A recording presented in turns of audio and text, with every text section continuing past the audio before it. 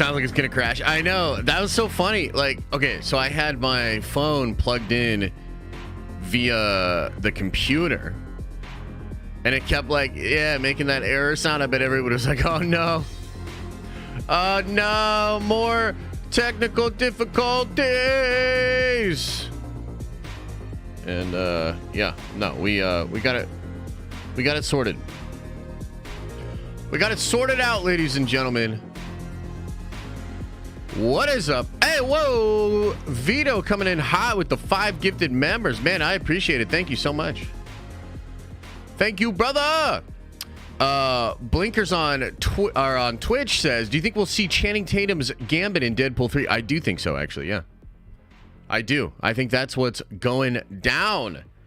What is up, everybody, and welcome to your Wednesday. Shout out to everybody watching on Twitter. Shout out to everybody watching on Kick. Shout out to everybody watching over on Twitch. And what is up? And shout out to people on the YouTubes. Thank you. Josh Nightmeat, Ricky Garcia. Welcome to the Nerd Vengers. You are a Nerd Venger now.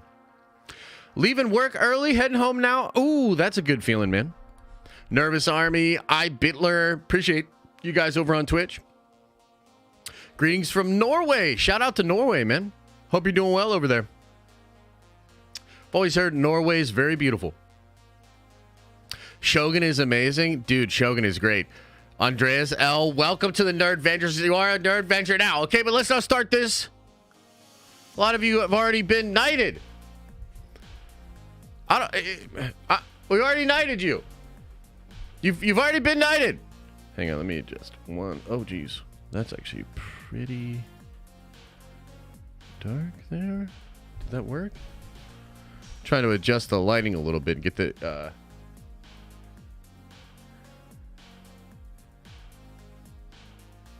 my old eyes can't even tell. Are we looking good? We looking okay?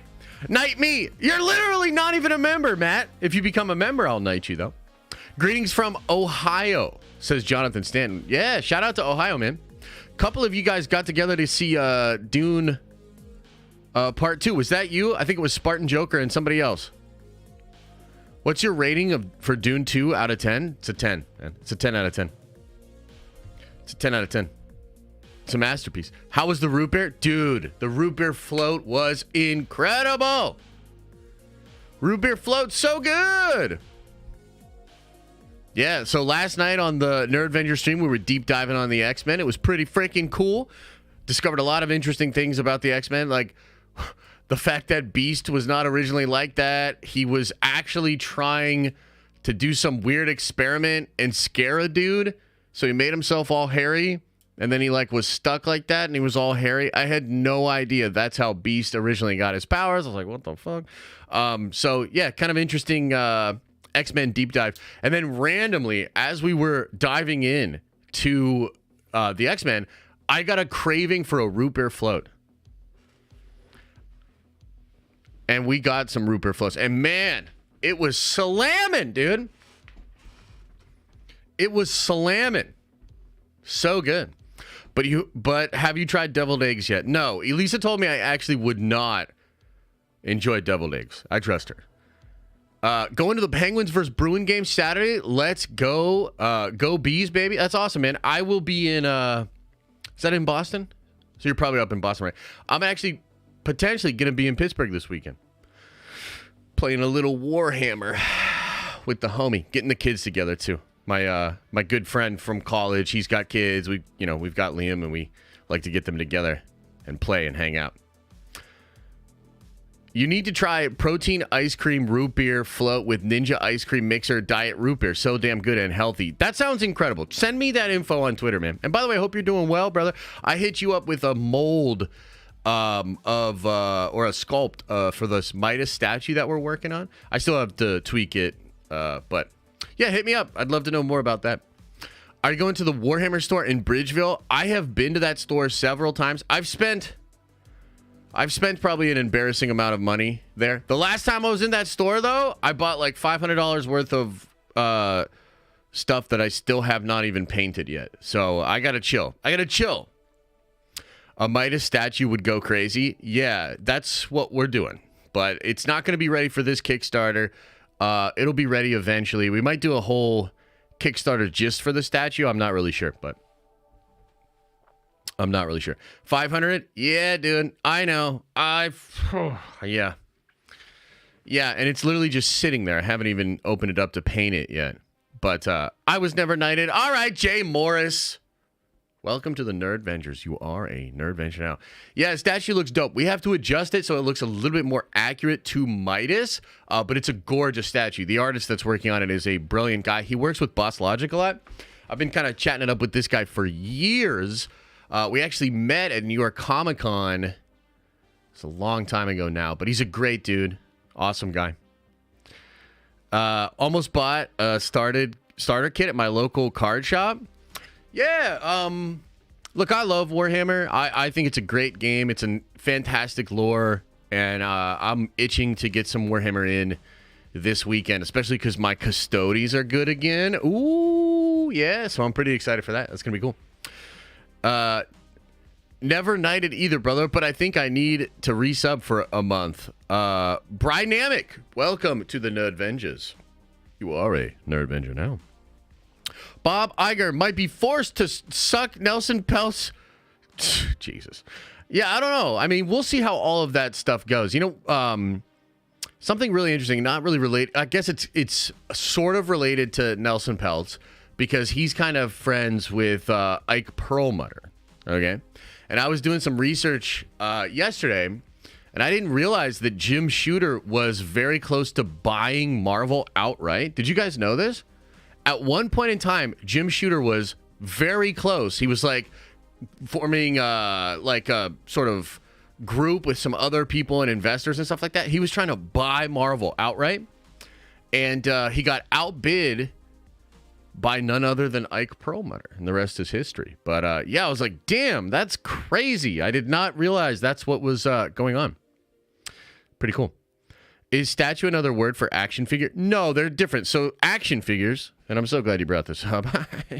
Action figures like this glorious Trial of Magneto X-Men 97. Come on, man. Where's the focus at? It's like focusing on my head. God damn it. God damn it, camera. Come on, man. Come on, man. Show the awesome Magneto. Fucking A, man. I don't know what's going on. But this awesome Magneto, see, action figures, the reason they're called action figures is because they have articulation. You can pose them, you know, like I can make Magneto do a split. Like, look at that. You never seen Magneto do a split like that before. You know, but he's very limber. You guys just don't know about it. Oh, Tough One chillin' says, got fired out of the blue this morning on the computer job hunting. Grateful for this community. Been awesome and a haven from real life. Dude, real life's tough, man. Trust me, there's a lot of bullshit going on in my private life as well. You just got to try to stay positive. You can figure this out. You can get on the other side of it. So work through it, figure it out. You'll be fine, bro. And the community's here for you, 100%. So yeah, this is an action figure because it's art. Oh, wait. Oh, there it is. Dyson Focus, baby. Woo! Look at that. Hot damn. Yeah. So that's an action figure. A statue is just in one pose. So usually statues a little bit more detailed, a little bit more exact to scale. Action figures, because of the articulation, you know, you're going to have some joints and weird pieces and things of that nature. But yeah, that's the big difference. I hear the X-Men music playing in my head right now. Oh, hell yeah. Did you see Ryan Garcia going off? I did. I mean, I haven't paid too close attention to that. It's one of those things where, like, maybe some of that shit's true. Also, kind of seems like he's having a mental breakdown. So, you know, split the difference and, you know, I don't know, man. I don't really know too much about the guy, to be honest with you. So, yeah. Speaking of X-Men, though, 2 weeks away from X-Men 97. Oh, baby. Woo! Oh, baby. I'm excited, man. And today is the official release of Ultimate X-Men #1 by Peach Momoko. I am very excited for that. I tried to get 5 copies of #1 again. I'll go to the comic shop later and see what they got for me. But yeah, I'm super excited about all the Ultimate X-Men stuff or Ultimate Universe stuff that Marvel's doing right now. It is pretty fucking cool. So make sure you get out to your comic shop. Speaking of comics, more and more people every day checking out Unity, going to the Kickstarter, backing it for $1, which is available until Friday. You can back the Kickstarter for $1. I will send you the digital first chapter of Unity. You can check it out for yourselves. A lot of people loving it, deciding to purchase the entire graphic novel. That is really fucking cool. So I'm excited about that. A lot of people just really enjoying the book, and that's great. You have until Friday to go do that. On that note, if you are a Unity collector, we're going to have another town hall tomorrow, and the main topic is going to be opening up the collector tier for this second Kickstarter. Okay? I understand the desire to keep the collector group small and to have incredibly rare copies of the book, and to also have that voting power to help affect the actual story and, you know, do cool things within basically what we're doing with Unity. I don't think there's that big of a difference between 150 and 300 people because it was always supposed to be capped at 300 people. And I know there are people in the community that want to get a collector's bundle and become a part of that community. So we're going to talk about that tomorrow night, 7:30. 7:30.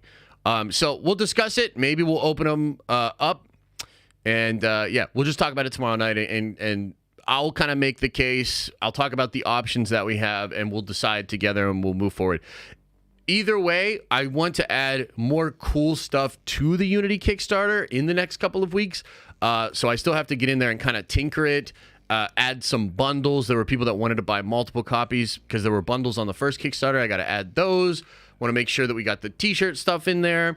I'm thinking about adding some other merch, but I want to talk to some actual printers and screen printers and like basically just this local company that makes some merch and see what we can do before I add any of that. So yeah, I'm going to try to add some cool stuff for you guys in the next couple of weeks. I also need to like get out there and try to promote the book a little bit more and get more people to check it out. But so far, I'm very excited about what we're doing so far in Kickstarter campaign #2. And it's just super cool that people are enjoying the book. You know, I think at the end of the day, that's the coolest part. And the difference between the original Kickstarter and now is that we've made part of the book. So I can actually show you, like, this is actually what it looks like. This is what it feels like to read my comic. So yeah, check it out. If you have not yet, check it on out.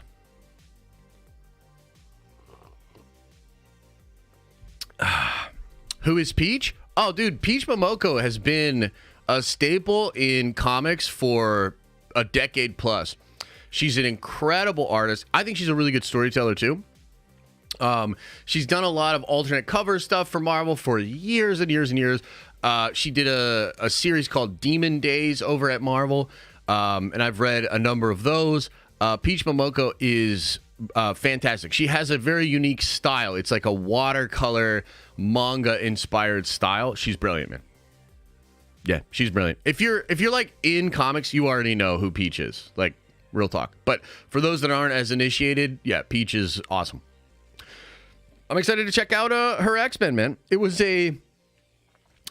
a bold move to put somebody like her on an Ultimates X-Men book. I mean, it's Ultimates. This is a huge new kind of flagship thing that Marvel's doing, proving to be very successful for them so far. And it's X-Men. I mean, X-Men, as we were, been discussing all month, X-Men is huge. It's such a big deal for Marvel. So it's a little risky to put someone like her on that big of a profile book, but I'm excited for her, and I definitely want to check it out. She's great. James Gunn teased Lanterns news soon. I mean, that would be dope, dude. I like the Lanterns. I'm not going to be mad about Lanterns. More Lanterns is good. More Lanterns is good. Yeah, I wonder what else is going on, what we should talk about. I mean, on the agenda for the stream today, I want to talk about Bob Iger's recent comments with regards to like Marvel and Star Wars. He made some comments that I think are actually true and on point, and they sort of speak to where Disney's head is at with all of this and how important Marvel is to them, because it's like very fucking important to them, and they're gonna really lean into that and try to fix Marvel. We've been talking about it for a year plus, but as I continue to tell you guys, I've been hearing really encouraging stuff behind the scenes, fixing and adjusting some of the things that I think are just whack about Marvel. Iger went as far as to say that they are canceling some projects behind the scenes.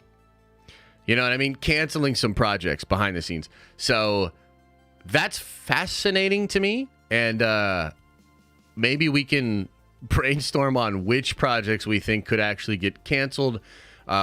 Ironically, I was one of the first people in the space to really start shouting from the rooftops that they need to cancel a lot of this shit. And a lot of people didn't like that. A lot of people didn't like that Papa Josh wanted them to cancel a bunch of their shit. Later on, other people started kind of seeing the light and joining me on that side. Like Paul, I know he's talked about it a couple of different times. Even Chris from, oh shit. Well, I forget his channel, but you know who I'm talking about. He's awesome. Fucking Chris. 3C Films. SC3CXX Films. God damn it, I forgot what his channel's name is. But, yeah, even he was like, they should probably just cancel all of these Disney Plus shows. So it's been really interesting to watch people kind of see the fucking light. And now you have Iger himself being like, yeah, we should probably be canceling some of these things. And it's like, yeah, as I have said for years, you should be canceling these things. So we can have fun kind of brainstorming about that, thinking about what projects they should... 3C Films, thank you. What projects they should be canceling over at Marvel. I would love for them to cancel the Rey movie. Like, I'm not even kidding. Like, they should cancel the Rey movie. I don't think they're going to. I think Kathy has some dirt on Bob or something, so I don't think they're going to do that. But they should absolutely cancel the Rey movie. A lot of people saying Armor Wars might be the one. I just pledged at the highest level for Second Chance Unity. I want my copy to go to Trev. I am Lord Vito and I have spoken. Wait, what? You want your copy to go to Trev? I think Trev already got a copy from the first one. Cancel the Acolyte? Well, I don't know. Acolyte could be dope. Acolyte could be dope. We can talk about Acolyte when we get a little bit closer. But, yeah, so that's interesting. We're going to talk about Bob Iger's comments. I also wanted to do something kind of fun with you guys. And I spent a lot of time last night, probably too much time. Yes, Veed knows. I want Veed to hold on. You want Trev to hold on to yours? Okay, we can do that. Oh, Veed might be moving. Okay, gotcha. No worries. We can figure that out. So, yesterday, saw a random post from Jeremy Renner. Okay, and he was working out. And the dude looks jacked. Like, he looks good. He looks ready to go.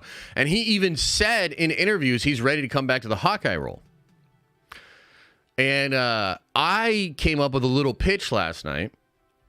And I said, you should do a movie with Renner as Ronin and John Bernthal as Punisher, set during the blip. And I actually wrote out how I would make that movie. And so I'm going to pitch that movie to you guys and take you through all the beats, the cool things, the emotional conversation of that movie. Because the thing that's interesting about those two characters in that timeline is, on the surface level, it's just some badass vigilantes at a time when there's like no law and they're going crazy, right?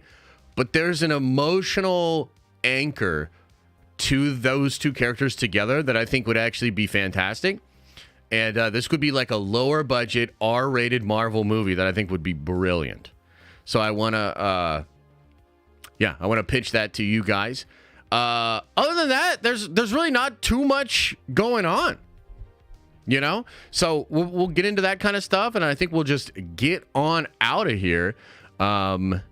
unless some crazy news drops, guys, I don't really think there's too much going on. You know what I mean? Anything? Bueller? Anything? Bueller? I don't really think so. I think it's a light news week. I think it's been a light news month, to be completely honest with you. So, not too much to get into there. Okay. Shall we see what Mr. Bob Iger be saying about shit? Shall we see what Mr. Bob Iger's got to say about some stuff? Let's check it out. So this is an article in Variety, and this made multiple headlines yesterday. Saw a number of different people talking about some specific things that Bob Iger said. Of course, for us, the most interesting part is how this relates to Marvel. So we'll go through this article, but I really want to sort of focus on what he ends up saying here about Marvel. And also Disney itself, right? Super interesting. Disney's had maybe one of the worst years of a studio ever last year. Absolutely horrible. They're at arguably a really weird point, but there has been a lot of sort of discussions behind the scene as far as shifting, getting back to the core pillars of what Disney is about. And the stock price ever since the last investors call has held pretty strong at like 16 to 17% above what it was before, with a lot of people feeling positive about the direction that Disney is taking. Okay. So let's, with all of that in mind, let's talk about this. Disney working to get streaming platforms on technical par with Netflix. Iger says we need to be at their level. CEO says Nelson Peltz activist investor proxy fight designed to distract us. Reveals studio has killed a few movie projects. That's really interesting. We're going to focus on that too and try to figure out what movie projects they killed. Okay. Disney CEO Bob Iger acknowledged that the company is behind Netflix in terms of technical capabilities and that the Mouse House is in the process of catching up. We need to be at their level in terms of technology capability, Iger said about Netflix, speaking Tuesday at the 2024 Morgan Stanley Technology Media Telecom Conference. When we launched Disney Plus in 2019, our goal was to have basically robust video experiences at scale, Iger said. What we didn't have was the technology that we needed to basically lower customer acquisition and retention costs, to increase engagement, to essentially grow our margins by reducing marketing expenses. Iger continued, we're now in the process of creating and developing all of that technology. And obviously the gold standard here is Netflix. That is true. I've said this for years. Netflix is low-key a tech company, not a media company. And their algorithm is actually one of the things that separated them from the competition and made them essentially the Coke of streaming. Okay, but let's read on here and let's figure out what he is saying. He said Netflix technology prowess is one of the reasons its margins are so much higher than Disney's, and that Disney's streaming churn rates are higher than they need to be. 100%. Iger reiterated that Disney is on track to achieve profitability in the streaming business, which includes Disney Plus, Hulu, and ESPN Plus, by the fiscal quarter that ends September 2024. But he said it's not just about profitability. It's about turning streaming into a real growth engine for the company. That's really interesting. So just random question for the chat. I'd love to know. When I sit down to watch something, right, at the end of the day, when Elisa and I were looking for something to watch, I will go to Netflix to see what's on Netflix. I will go to Prime and I'll see what's on Prime, what's free on Prime, what is now available to rent on Prime. I'll even go to HBO Max, or I guess just Max, right? But I never, ever, ever go to Disney Plus to see what is on Disney Plus. Are you similar or are you different? And do you understand where I'm going with this, right? Because that's the discussion of the technology. the ideas that are ingrained in the end user, the consumer, and how they treat the different platforms and how they look at them as far as, is this a platform that I'm going to go to see what is on here, to see what is available or not, right? So that's part of the problem. And I think that's kind of what he's talking about here. The fact is, you go to Disney Plus when you know exactly what you're going for, mainly Bluey, or something Marvel, something Star Wars, the new Marvel or Star Wars show, you go to Disney Plus. But what that means is that there's not a lot of time spent on the app gauging what new content is released there and seeing what the algorithm is going to show you as far as what you might enjoy. That's like the technological aspect that Disney lacks with Disney Plus. Of course, there's quality issues as well. We've had really ass shows for a couple of different years, and they needed to fix that as well. But I think when he's talking about technology, that's one of the things that he's talking about. Hulu, interestingly enough, is a platform that I do have that kind of action with, right? So when I go and I'm looking at all the different services to see what I want to watch, I will check out Hulu. And it's different because Hulu will populate new stuff that's coming on there, stuff that I'll like, movies. It has like a rotation, right? So he goes on to sort of talk about this. Long term, Hulu fits very well into Disney's streaming plans, Iger commented. Even though we may not turn it into a global brand outside of the U.S., the company distributes Hulu content under the Star brand. Hulu has built a good brand with great content, Iger said, calling out FX's The Bear and Shogun. Shogun is fantastic, dude. I am literally on Hulu more than Disney Plus right now, mostly because of anime and Shogun. Disney is in the midst of finalizing its buyout of NBC Universal's 33% stake in Hulu. In November, Disney paid $8.61 billion to Comcast with a final price tag, which could be higher to be based on an assessment of Hulu's market value by each party's bankers, investment bankers, calculating, counting the beans. Iger also touched on the joint venture Disney, Fox Corp, and Warner Bros. Discovery announced last month to create a streaming platform pooling ESPN and the company's linear TV networks that carry sports programming, with the Disney CEO characterizing the sports bundle as pro-consumer. You've got a lot of young people who have not subscribed to the multi-channel fat bundle, and you've got a lot of people that used to be subscribers that lapsed, Iger said. We want them in. We're trying to provide them a less expensive, more focused opportunity. The as yet unnamed joint venture is aimed to launch in the fall of 2024. Pricing has not been announced. The JV plans to sell the sports package directly to consumers in U.S. and add on services like Disney Plus, Hulu, and Max. Our plan is to continue to take advantage of linear TV in terms of revenue and profit that it generates, but at the same time, making the transition to a fully streaming world, Iger said. Users of the ESPN flagship standalone app, aimed for fall 2025 launch, may be able to upgrade to the JV Sports Bundle, Iger said. Ultimately, way down the road, ESPN will be fully digital platform, he said, integrating features like sports betting. Yeah, so that's another thing that I really think Disney has that's strong, is the integration of sports betting. And the future of what this will look like will be being able to bet right there as you're watching and have it like kind of pop up, right? So I think that that is actually like a very interesting avenue for them to go, and it could create a ton of revenue. Remember, ESPN and Disney itself are now actually getting in to gambling. This is part of the reason that Dave Portnoy was able to buy Barstool Sports back for $1, with the caveat that if he ever sold, he does actually have to pay 50% of whatever he sells it to ESPN.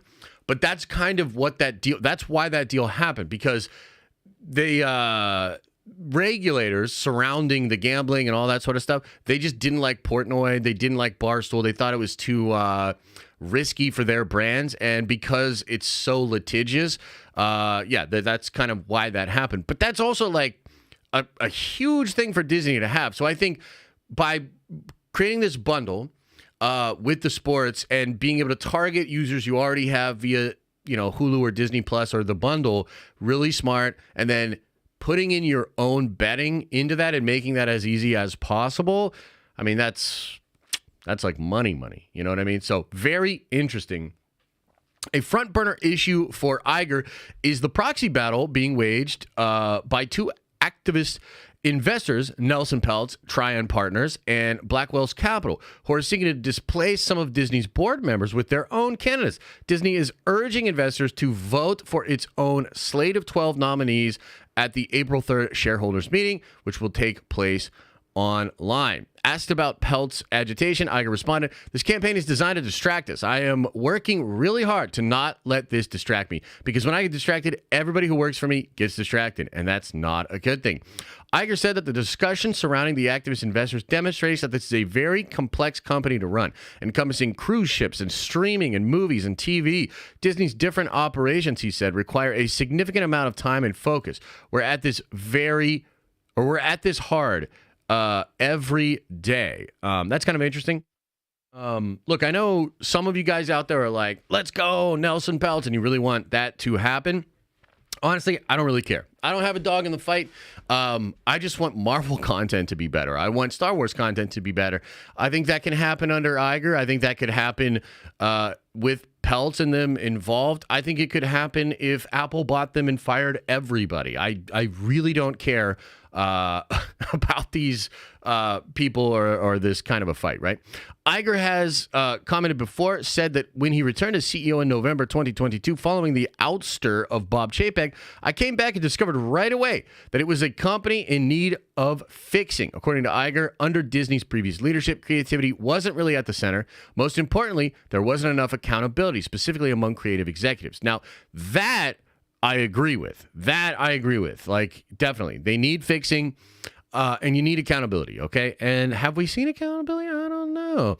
Iger said Disney's studio group has killed a few projects already that we just didn't feel were strong enough, but the company has not been public about it. He didn't identify the axed films. He noted that Disney was #1 studio at the box office for 7 of the last 8 years, with the exception of 2023. That's fair.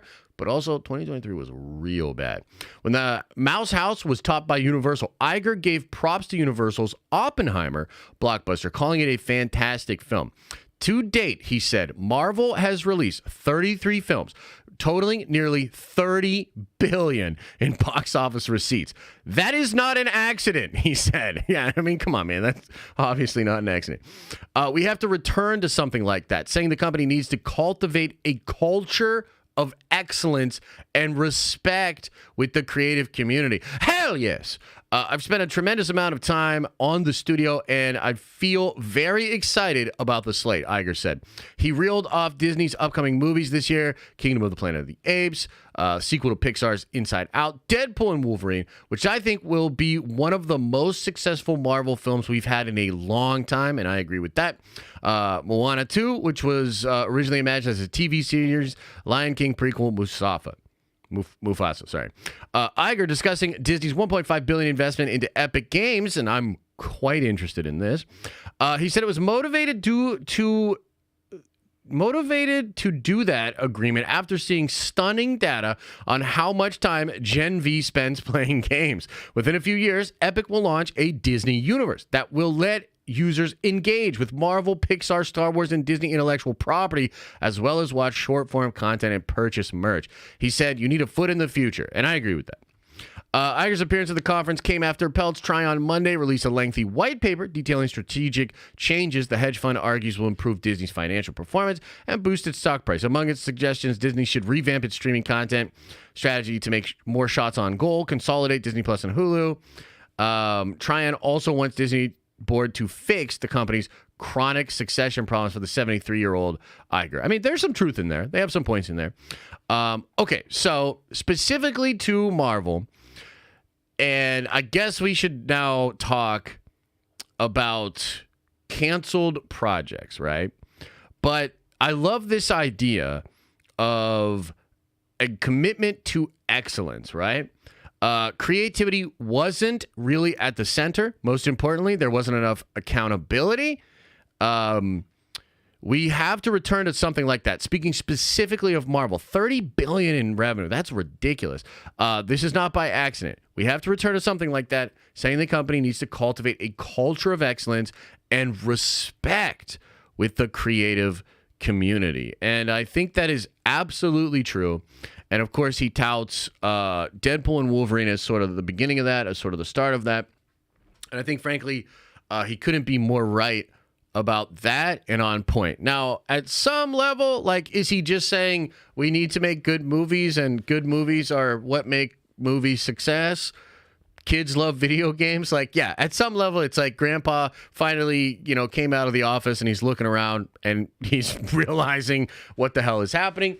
It also kind of low key confirms that they've made some bad movies and some bad shit. And I think that is also something that the audience understands and appreciates hearing at some level. Disney is really not one to hold any L's or admit that they're wrong. I guess Iger gets to technically put all of that on Bob Chapek, even though Disney Plus itself and the mandates for that kind of content were Bob Iger's idea and not Chapek's idea, right? But, he kind of gets to throw it all on Chapek. Don't worry about Bob Chapek. He got a huge package to walk away and be a good little boy and shut his mouth forever. So I wouldn't really worry about him. But essentially, you get a little bit of an admittance that things were wrong and the idea that they should turn this stuff around creatively. And I personally love the idea of them canceling projects. We'll talk about that in a second. But, yeah, it's really interesting that it just feels like, Iger's doing what he's supposed to. He's signaling to investors and to Wall Street continuously that they are committed to that. And Marvel itself, $30 billion in revenue just in the box office. It's pretty obvious how important that is to Disney, and fixing Marvel is like top priority. He spoke about how that is the studio he spent the most time with as far as trying to fix things and adjust things. And the whole like delaying of all of these films, it sounds good to me. I think Deadpool and Wolverine, they're going to do a little bit of reshooting soon, and then that should be ready to go. It's going to blow us all away. Captain America 4, I'm encouraged by some of the things I'm hearing about it. Thunderbolts is kind of a question mark. It is a question fart, but it's also a question mark for me. I think they should probably just cancel that movie. I'm going to be honest with you. But really dope stuff being rumored about, like Spider-Man 4, Doc Strange 3, Secret Wars itself. So as we talked about on Monday with Toby, with RDJ, and with Hugh Jackman, the table is sort of set for them to make a huge comeback to make this stuff be really, really awesome. So before we speculate on what movies they should cancel, does anybody have any questions or comments about Iger's statement and about more evidence that Marvel is being fixed and that that's the highest priority for Disney itself? Because I think it sounds awesome. So many question farts. Say what? You say what? On the other hand, how do you feel about Star Wars? Yeah, it's interesting that he didn't mention Star Wars specifically at all. Yeah, look, I gotta tell you, I have a lot of hope. I've said this a lot before, right? But I have a lot of hope in Marvel turning around. I have like next to no hope that Star Wars will turn it around, frankly. I think the Rey movie is a horrible idea. I think Acolyte could be horrible as well. I've heard horrible things about Skeleton Crew.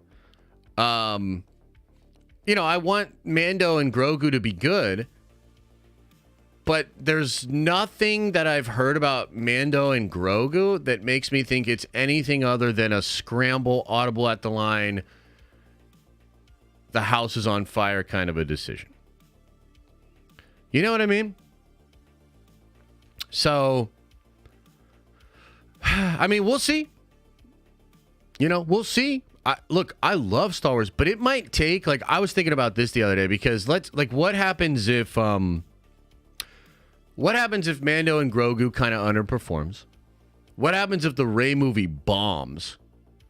I mean, I gotta say, I would fire everybody, and that includes Dave Filoni. And I love Dave Filoni. I'm a Dave Filoni simp. But I don't think Star Wars can survive with its current people. I mean, we have to see the evidence of that. I think the box office is going to be a huge determining factor. We have not had a Star Wars movie. It will be 7 years by the time Mando Grogu comes out, right? And you'll have 2 movies that year. You're going to get to see, no more hiding behind streaming numbers, no more of that. You'll see in real time how our audience is responding to Star Wars. And hopefully it's good. If Mando Grogu makes like 6, 7, 800, not a billion, oh my God, everything's fine. If that movie makes like 300 or 400, that's tough. And then if the Rey movie bombs, dude, you got to fire everybody. You have to fire everybody, and you have to bring in some young, visionary people, and you need to do a new trilogy set 100 years, hundreds of years into the future. You need to essentially reboot Star Wars. So of the 2, I think Marvel has a great chance of turning this around. They have a bunch of incredible things that they can tap into. And when it comes to Star Wars, I don't really see it. A movie studio that doesn't make movies. Right. Mm-hmm. Yeah. Why do they even keep KK? Well, I think nobody else really wants that job. I think the company themselves is stuck thinking that they need to defend this sort of legacy producer. And it's gotten so out of control now that they probably can't tell like the forest from the trees when it comes to like, hate and just people that hate Kathy and then like actual fair criticism. So yeah, I think there's a number of things kind of holding them back. But yeah. I just don't see the evidence of Marvel turning around other than talk. None of these projects have been good in like years.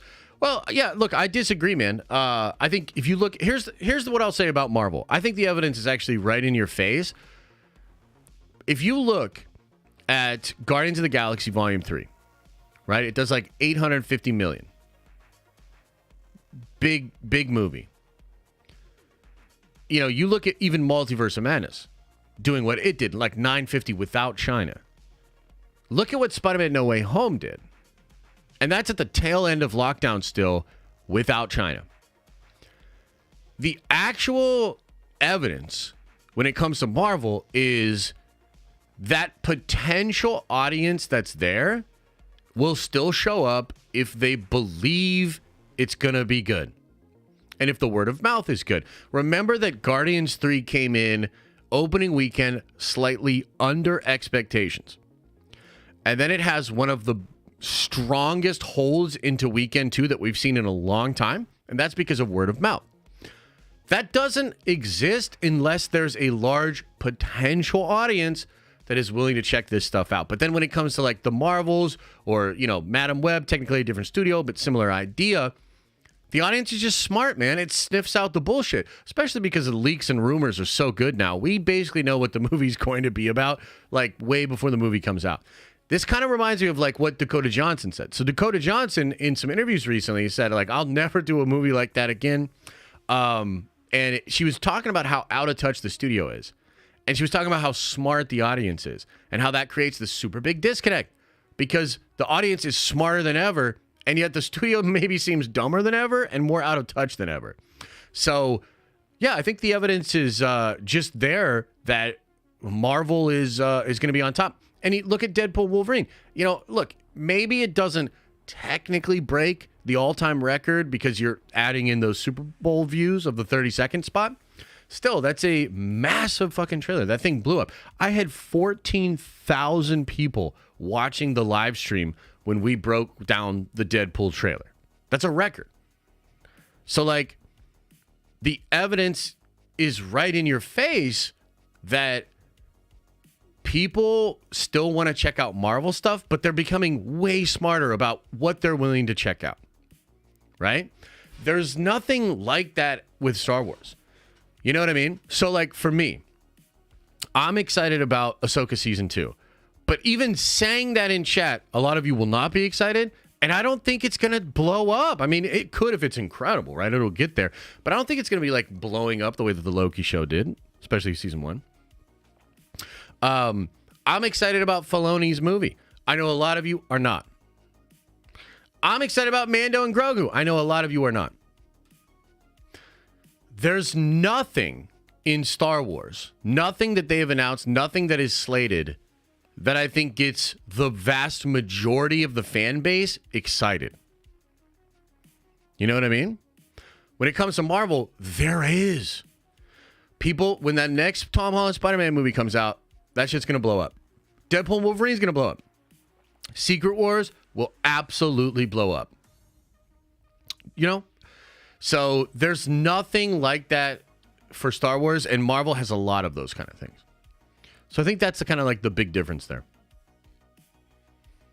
Tales of the Sith. Tales of the Sith would probably be universally loved by the hardcore fan base, but even Tales of the Jedi did not crack Nielsen top 10 at all. It did not get big views, man. Because there's still this weird disconnect between animation and most normie fans. And I mean, these franchises, especially these 4-quadrant mass appeal franchises, they live and die by the normies. The normies is what kind of makes the whole thing work. Right? So my personal thing, like real talk, if I were Lucasfilm or if I was somebody at Disney, I would be watching how the next couple of Star Wars shows would perform, right? You got to see how Acolyte does, Skeleton Crew, Ahsoka Season 2 is getting started, so maybe they'll have it in time for next year. You've got to watch how these movies do. But if you're still swimming in this realm of mediocrity, divided fan base, and a lack of vision, I would fire everybody.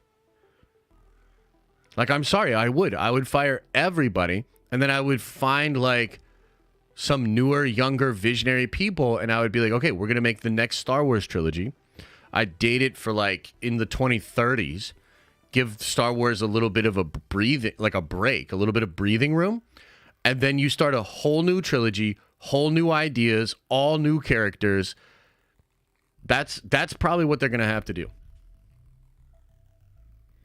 How do we not have an official trailer for Acolyte? The trailer's there. The trailer's ready to go. It'll probably drop soon, to be honest. You know what I mean? Mate, talk about substantial things like writing, not this bullshit, vague Nielsen and box office that's not even an indicator of quality. So I totally understand that perspective, but it is a small-minded perspective because you might just care about quality. But success of these franchise, it not only determines how well the franchise is actually doing, it determines the future of the franchise. So if, let's say you're liking it, right? If you like it, but it doesn't succeed, it doesn't matter because you're not going to get more of it. And you're not going to get a lot more of it. Do you know what I mean? So, the success of these things absolutely matters. If you don't like people talking about that, just don't watch the stream. Go watch people that just talk about the quality. Like, you know what I mean? So it's like, I understand that perspective. But I also feel like kind of booping you and telling you to go sit at the kids' table because that's like some stupid shit, to be honest with you. Name on. Welcome back to the Nerd Ventures, baby. You are a nerd venture now. So, yeah, interesting stuff. Now, can we talk about canceled movies? Ooh, baby, baby, baby. Can we talk about canceling movies over at Disney? My God, I've never been so excited to talk about canceling movies. So, recently, Bob Iger, we just read this big article. He's talking about Disney. He's talking about all of these things. He's talking about an emphasis and a focus on quality, okay? And he said the studio has already quietly canceled some movies. They're not talking about it publicly yet, but they have canceled some movies. So Do you guys have any like guesses or anything that you think should be canceled? I mean, look, people are saying Vision Quest, Agatha. I agree with that, okay? But here's the problem. Agatha's like completely done. They even did their reshoots. It's ready to go. So I don't think I'm going to watch it. You know what I mean? I really don't care. Don't care. Everything I've heard about it sounds fucking horrible. But at the same time, I could see from Disney's perspective, yo, some people will like this. It's not going to cost us anything. Like, let's get it out there, okay? Ironheart, however, is kind of an interesting one. I have heard some rumors that Ironheart was originally supposed to connect to Kang specifically. And a big reason as to why Marvel wanted to keep that on slate was because of something they wanted to do with Kang. Well, if they're going away from Kang, then I really don't see a reason to hold on to that Ironheart show. Unless it's dope. Like, unless like they're dead ass looking at what they have and they're like, this is really good. Or they have a strategy to save it in a way that would be cool. Because like, I'm not against seeing some cool Ironheart, like Tony Stark kind of tech shit. That would be awesome. I think the Hood's really cool. Rumors of Mephisto. That's really interesting. So Ironheart like could be cool. I know they're doing a ton of stuff for the Wonder Man show, and they've made all these changes, and they're really trying to amp it up. Again, I really don't care. And this takes me to another project that I 100% think needs to be canceled, and that is the Young Avengers. Okay, so there's a lot of discussions about how the Young Avengers is going to be a movie, and they should do the Young Avengers. Why? That's my question, is like, why? You know, there's a version of Young Avengers that maybe could have worked with Iron Man's daughter, the kid from Iron Man 3, you know, just maybe even the kid Patriot from Falcon and the Winter Soldier, right? But like Miss Marvel, I mean, look, I think Iman is awesome. She's great. But she has the lowest viewed Disney Plus show from Marvel ever. And she is a star in the lowest grossing MCU movie ever. Like, somebody explain to me why you would make a movie starring her with all kinds of other younger characters that do not seem to be resonating. Like, please, somebody explain why. I don't understand. Cassie Lang. Oh, the movie that got Victoria Alonso fired, that proved that Marvel, that they're completely out of touch with what the audiences really want. Brilliant. You know what I mean? Like, who else? Kate Bishop? I mean, Kate Bishop is cool. Again, set up in a cameo in the lowest grossing movie of all time in the catalog of Marvel. I just don't understand it. I would cancel Young Avengers 100%. In fact, what do you think, chat? Should they cancel Young Avengers? Put it into the chat. Yes or no? Yay or nay? Let me know. Should they cancel the Young Avengers? You let me know. Yeah, see? A bunch of yays. A bunch of yays. Okay, cool. Cool. We're doing the job for Iger. Yeah, cancel that shit. Get that shit out of here. They should obviously cancel the Rey movie. I don't think they're going to. We don't even have to get into that. That is a horrible, stupid, dumb idea. And if you want to hear the rumors that will make you want it even less, go watch the video that I did yesterday. Okay, so that one gets out of here. Thunderbolts. I don't think they're going to cancel Thunderbolts. But given what I've heard about the movie, they probably should. It seems like the original poster and the original version of that movie that they pitched to us is not going to really be what the movie's about. The rumors are that Bucky's like barely going to be involved. Red Guardian's barely going to be involved. And yeah, just hearing a lot of weird stuff about the movie. I mean, Val is at the center of it. So is Florence Pugh. Look, Florence is cool. Yelena's all right. Why isn't Bucky the lead of that movie? Bucky should be the lead of that movie and the focus of that film 100%. And Val is annoying as fuck, dude. I'm sorry, this Val character, I don't know what you're doing with this character. I don't understand the obsession with this. Rumors that they're going to name the team after Florence Pugh's childhood soccer team. It makes me want to throw up all over. It's just absolutely absurd. I don't understand what the fuck they are thinking with that movie. I would cancel it. So cancel that movie. Blade. I'm going to be honest with you guys. Cancel Blade. Cancel Blade, man. Do Midnight Suns. Just have Mahershala Ali recruit Dane Whitman, like that end credit scene from Eternals that is just left open. Have him just assemble the Midnight Suns and make it an actual Midnight Suns movie. You know what I mean? Like, this Blade movie has gone through so much weirdness, right? And they're still doing Lilith and Blade's daughter, and Lilith's cool. But, dude, I don't give a shit about that. Do Midnight Suns, make it way bigger, way cooler. Start a fucking franchise, man. That sounds like a franchise to me. So, yay or nays, chat. Cancel Blade and make it Midnight Suns. You know what I mean? Yay or nay? What do you think? What do you think?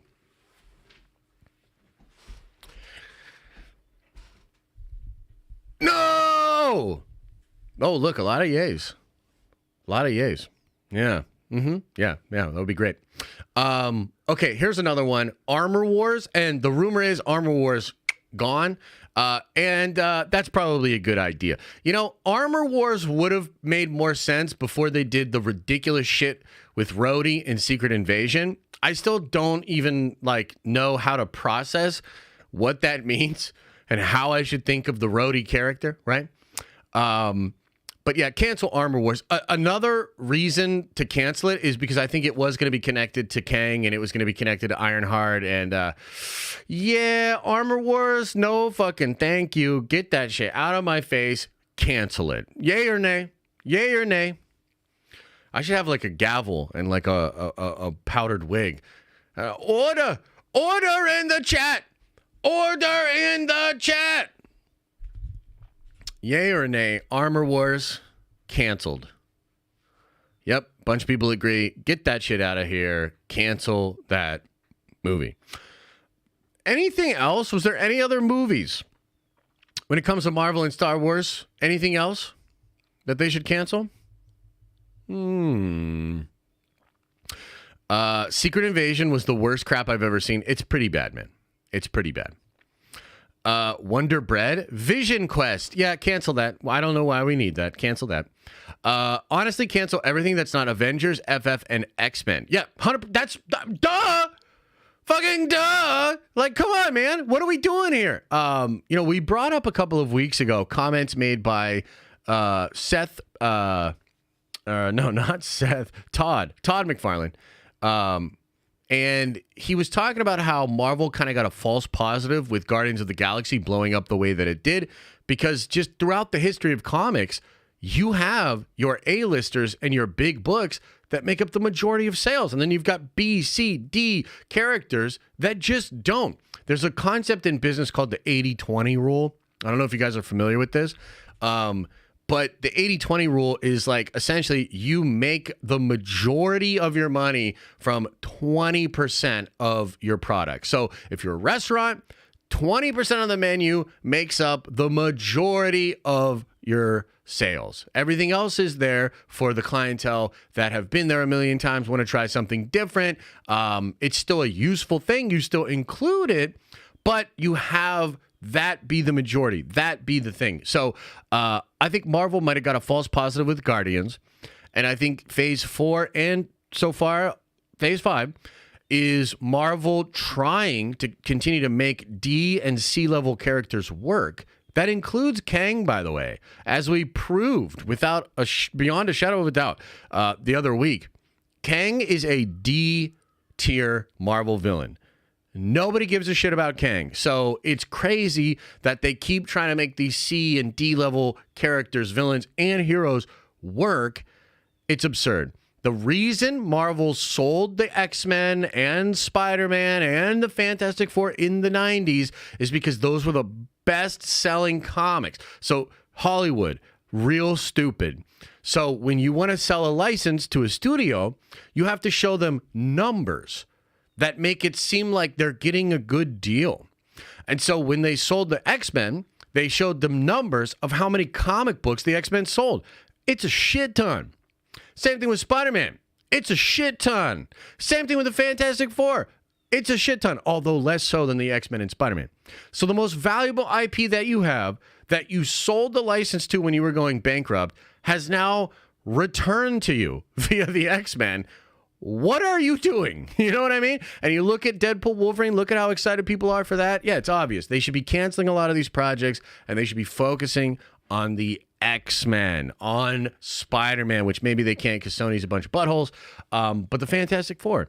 So what else? Shang-Chi 2 and the 10 Rings movie/show. I mean, I think there's a fair argument to be made there. I think Shang-Chi is one of the most interesting new characters, but there's a couple of things kind of holding that franchise back. I mean, number one, China absolutely hates Simu, so they're not going to support shit that he's in. Kind of sucks. I wish it weren't so. I don't give a fuck about China, but unfortunately, they add millions of dollars to the box office, which makes everybody over at Disney look better. So they care about that, right? Number two, it's been a long time since we've had any Shang-Chi, and Shang-Chi could kind of fall by the wayside. I don't think they should cancel a second Shang-Chi, but they could just put him in a movie with some other characters and make it way cooler. Like you could have Shang-Chi connected to Apocalypse, going back in time, doing something related to the multiverse. That would be kind of cool. But yeah, for now, I could actually see them canceling Shang-Chi. Eternals 2. You're not going to get an Eternals 2. I don't think anyways. You might get Eternals and X-Men combined together, and that would be cool. But yeah, I think that's fair. You could cancel Eternals 2. What else? What other movies are there that they should probably cancel? Rosie, hey, Rosie, is it Ross-E? Should I call you Rossi or Rosie? How do I pronounce your name? Because Elisa was telling me, no, everybody's just trolling you with the Rose. It's not Rosie, it's Rossi. Black Panther 3, if the real T'Challa is not in it, cancel it. I 100% agree. Cancel it. Ain't no reason. Rossi. Like I said, Rossi. I've been saying it the whole time. I'm Rossi, says Ross.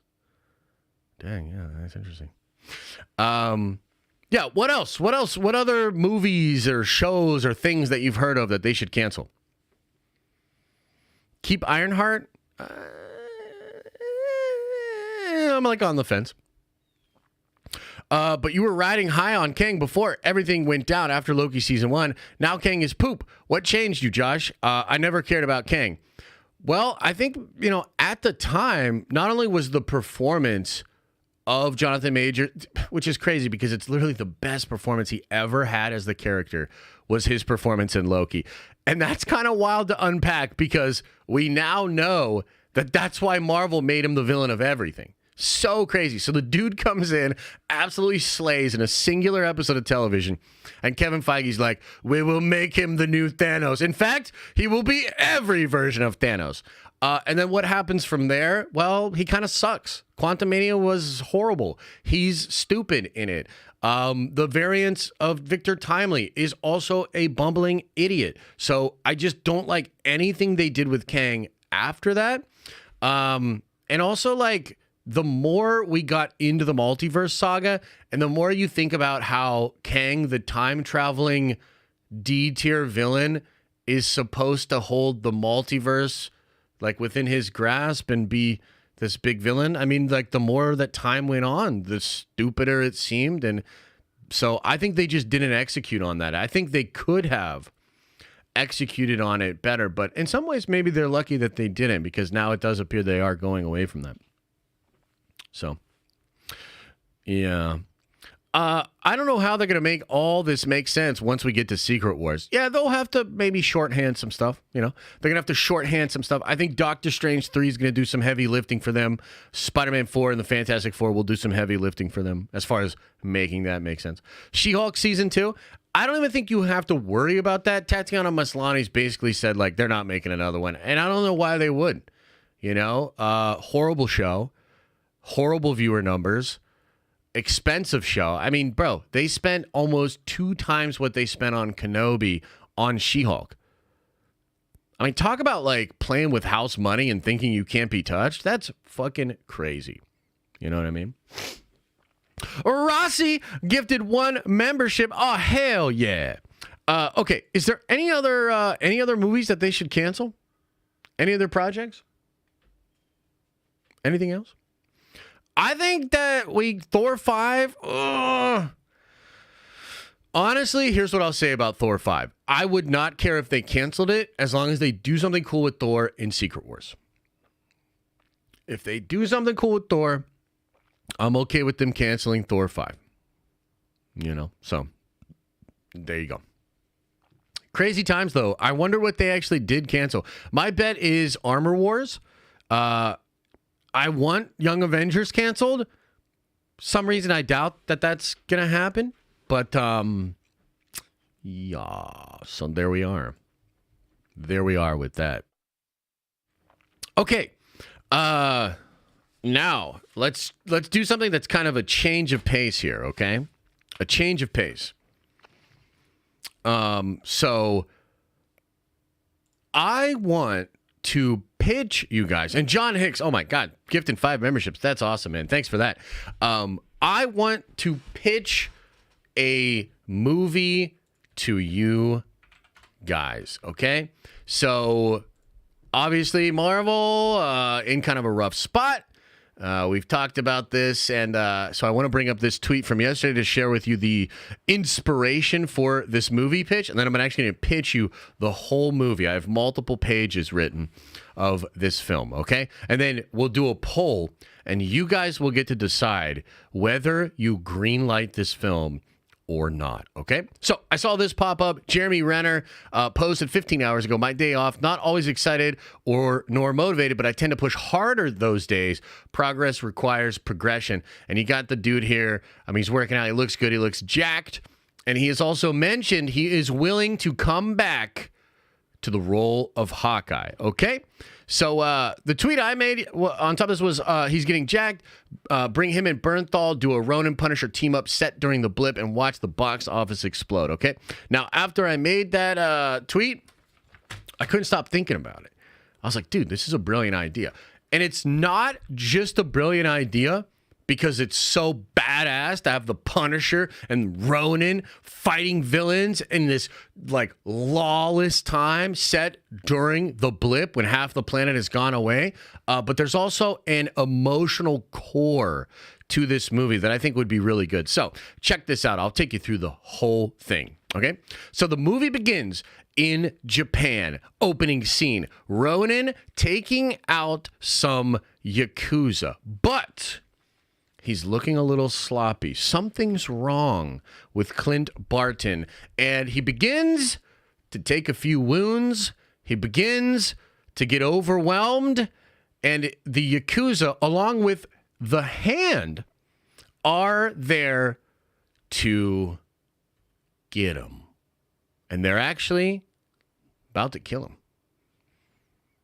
Enter Frank Castle. Frank Castle, the Punisher, comes in and saves Ronin's life, okay? Next scene, you've got Hawkeye, or I guess, Ronin, Clint Barton. He wakes up, he's on a shipping or a cargo ship, and he's all chained up, okay?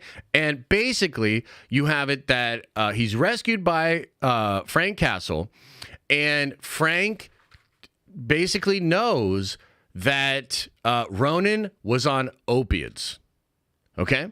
So Ronin, at this point in time, which I would say about 2 years into the blip, at this time, Ronin, yeah, he's going to go take out the Yakuza, but he's depressed and he's coping and he's smoking a bunch of opium.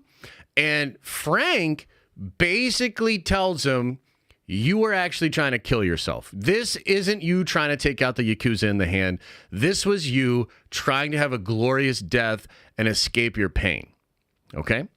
And so what you have is the beginning of the emotional core of this movie, because Frank and Barton would now be able to bond because they both have lost their families.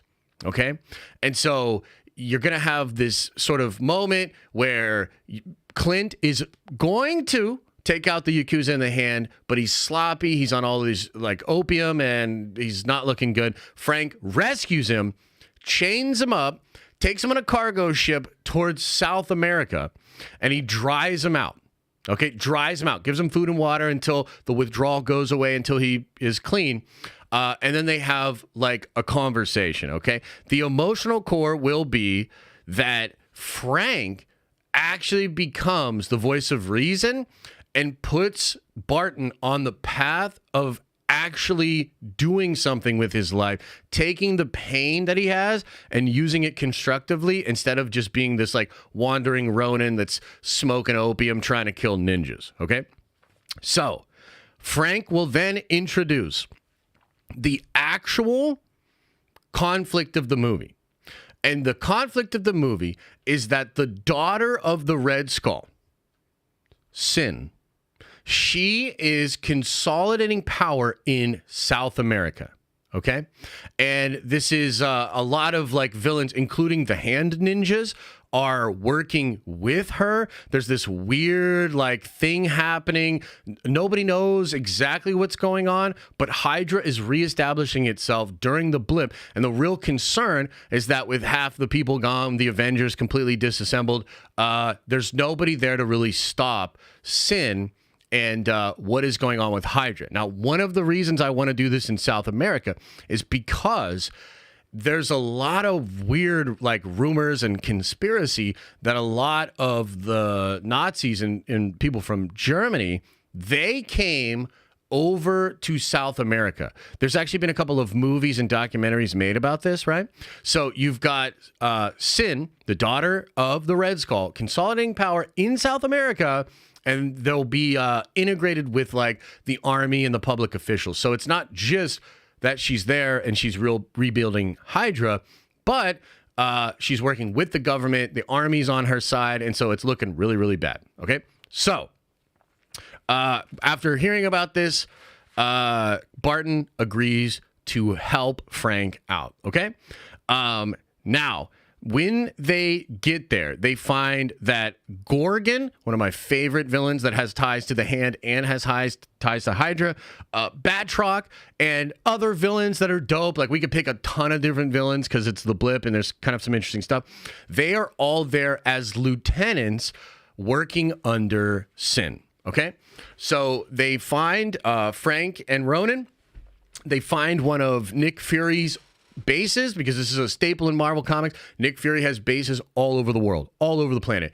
And because of Clint Barton's biometrics, they're able to get in to this Nick Fury base. And they have this arsenal of weapons, all kinds of cool shit.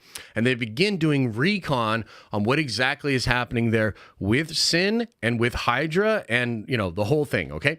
And what they discover is that Sin has an Asgardian hammer, which is giving her some power, but it's also going to be used in a ritual to awaken this character known as the Serpent. Now, this comes from comics.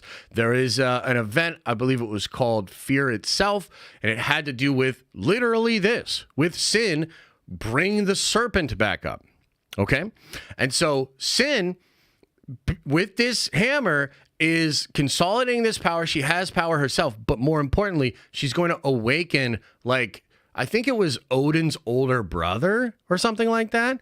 And so the whole idea is she will bring this being back. That being will take back over Asgard, and Midgard will become part of Sin's fief or something like that, right? So that's kind of like the end game there. Now, when they realize that that's what's happening, and it will be set on like some kind of solar eclipse thing, so it'll happen in the next couple of days is when she's going to be able to do it. They realize they need to bring on more people, okay? And they need more firepower. Enter Brother Voodoo, one of the coolest fucking characters in Marvel Comics. This awesome dude. At one point he was like the Sorcerer Supreme.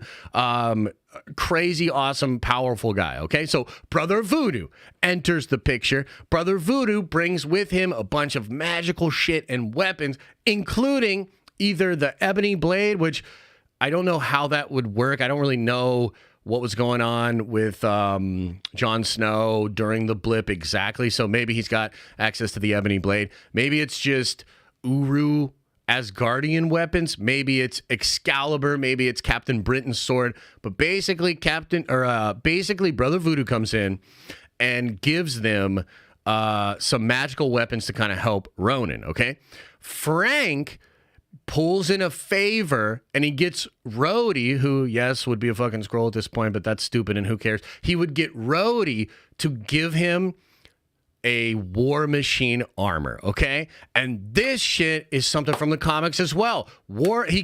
At one point, Frank Castle gets a War Machine armor. And he's got the skull on it, you know what I mean? He got the Punisher shit, yeah. And he's fucking shit up as the Punisher in a War Machine armor. And it would be one of those things where, like, the servicemen got to stick together in post-apocalyptic times. So Frank calls in a favor and he gets a thing of War Machine armor, okay? And basically the movie would end with Brother Voodoo, Ronin, and Punisher in the War Machine armor infiltrating this base, stopping Sin from bringing the Serpent back, and, saving the day, okay? And the emotional closure of the movie, this is why I think this movie would be so cool. You have to have this big conversation and this cathartic moment with Frank Castle and Ronin, because here's what's going on. Frank is the voice of reason and he's able to, like, give Clint hope. But what's ironic about this is during the blip, this is a time period in which a man like Frank Castle, like, he's a man for that time. He thrives in that kind of a world. But the hope is that they actually create the world to be a better place, either restoring it back to what it was or building something better in the future. And Frank would actually not fit into that version of the world. So you have this unique point in time where Frank is, like, really in his fucking element, right? And that's why he's able to be, like, so chill about this. And he's, like, loving it. But he also, like, wants to fight for a world where he no longer fits in, right? And because he has lost his family and he's been fighting for so long and he can see what's going on with Clint Barton and his loss and his pain, and the movie would just end with Frank talking about a friend of his from New York that's religious that he calls Red, and the fact that he didn't think this guy was right about everything, but one thing he was right about was hope and the idea of a brighter future. And Frank will leave Clint and he'll say, I think an angel will show up and save you one of these days. So don't give up on hope. Go follow your mission, but don't lose hope and be ready for that angel. And that angel would be Nat. You know what I mean? That would pay off in Endgame, right? So I think you could do this for a relatively low budget, and it would have an emotional core and, like, a lot of emotional weight with these two men. It would be super fun and dope with, like, Hydra rebuilding in South America, and all sorts of ideas like that. And so that's the pitch. Let's go to the polls. Would you greenlight this, chat? Let's see here.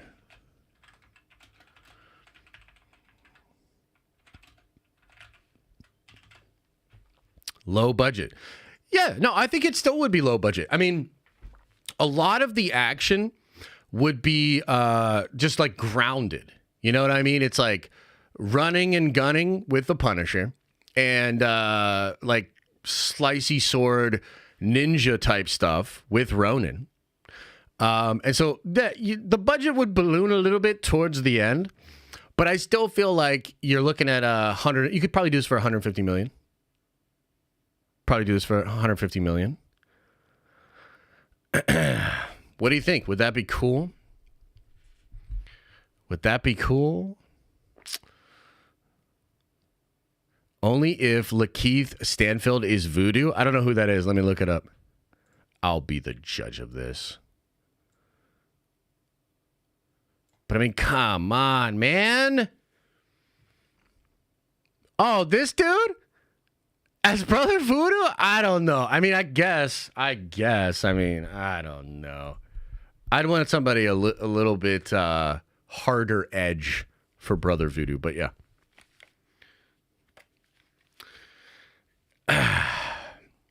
Iger said he's only focusing on main properties, though. Well, he said stronger franchises, right? But I also think there's a desire to have lower budgeted, but basically things that fans would actually show up for. You know, and this is one of those things, they're trying to solve this problem right now, right? Because they don't want to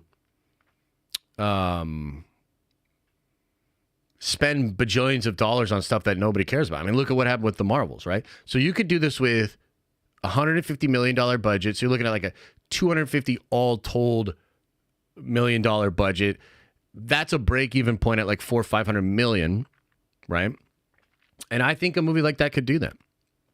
By the way, I don't know if this shit is glitching out or not, but Twitter says we have over 500 people watching on Twitter. Is that true? I don't believe it. I don't think it's true. I think Elon's messing with me. But also, if that is true, that's dope. What's up, Twitter? How you doing? Can Sydney Sweeney play the Red Skull's daughter? Absolutely. I will approve that. Read my sub message, you bum. I don't know how to do that. That's over on the tweeters or over on Twitch.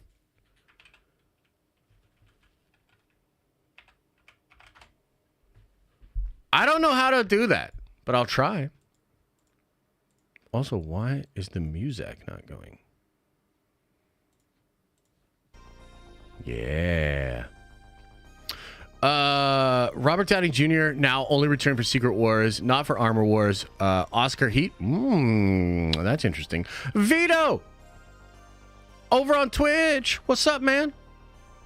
Oh, Jesus. I can't log into Twitch right now. It's making me do a two-way authentication, so I'm sorry. I see about 600 on the tweeter. Yeah, but like, why? That's crazy. What's up, Twitter? I don't know what's going on, but hello. How are you? You bum. Just put it. That's his sub message. Scroll up for me. I could try to scroll up. Let's see here. Twitch. It says you do. That's as high as I can go up in this chat. It says you do. So, we're killing it over here. Iger sells? I mean, maybe, yeah. Maybe everybody's like real interested about Bob Iger saying what about Marvel projects. But at the same time, we already went over that. Den of Bums. Yes, I'm sorry. I'm sorry I'm a bum. Sydney pops at the top, and it's green lit for sure, dog. I don't know what that means, but boobs.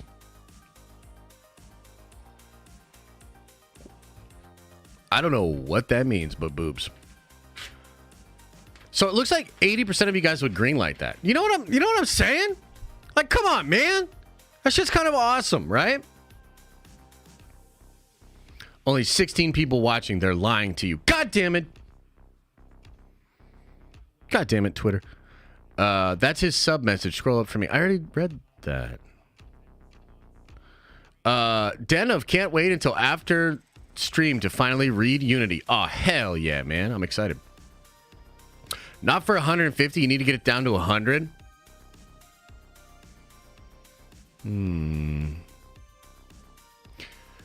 What about 125? I'll meet you in the middle. 125. We can make it for 125. Oh, only 16 people on Twitch. Okay, 600 on Twitter. Yeah, that's cool. Well, that's cool. I appreciate everybody watching. I think once we do like some bigger streams, like once content actually starts popping again, once what the hell? Once we get to like SDCC, Deadpool streams, maybe Acolyte, maybe some stuff like that, we'll have some big popping streams. Like I think we could have like big numbers on Twitch, but it would have to be like something really big. Like it would essentially have to be a bunch of people on Twitch trying to find a streamer that is watching the San Diego Comic-Con announcement or something like that. So I think something like that could happen. Now just act like you've been here before and keep it moving. Hey, what? You don't say that. I just want our Dark Avengers to have an R-rated escapades. Make the Avengers level events as movies, and then make the Defenders like show the form the in-between. Yeah, that would be sick. That's another reason this movie would be dope. You can make this movie R-rated. In fact, it would be a crime if you didn't have this movie R-rated. You know what I mean? Who will direct it? Ooh, you know who should direct it? The John Wick guy. Chad Stahelski, I think is his name. Come on, man. It's perfect.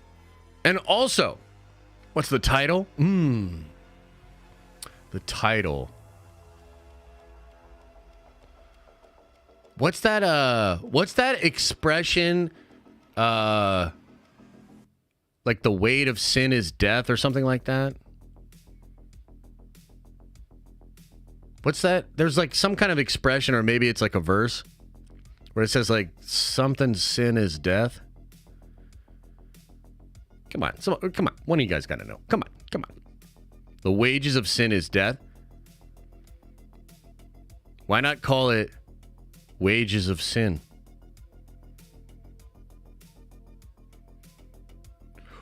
Punisher and Ronin, wages of sin. And then like the logo comes up and it's got some ninja stars and then some shooting on it. Yeah. Original Sin could work. The Original Sin storyline is great, but it has nothing to do with what we're talking about right now.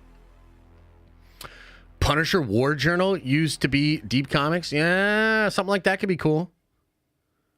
Yeah, Wages of Sin. Yeah, something like that. Wages of Sin would be good. That's what I would call it. Yeah. Dope, not deep. Yeah, same. Punisher is dope, though. You should make it a musical. Jesus Christ. The wages of sin is death. Clearly not true, though. Look at the world we live in. I mean, fair. I just think it sounds dope. Yeah. Call it Punish Her. Yeah, okay. Sin and Death. Ooh, that's a great name. I like that. Sin and Death. Yeah, man. Yeah, something like that. We're on to it, man. We're on to it. By the way, if anybody at Marvel is watching, you can buy this idea off me. And you might say, like, why the fuck would they do that? Well, did you know that some dude sold Marvel the idea of a black stealth Spider-Man suit? Jim Shooter bought the idea for a black Spider-Man suit for $220. Might have been $250 or something, right?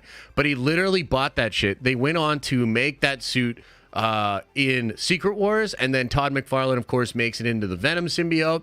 So, yeah, they got a lot out of their $220, $250.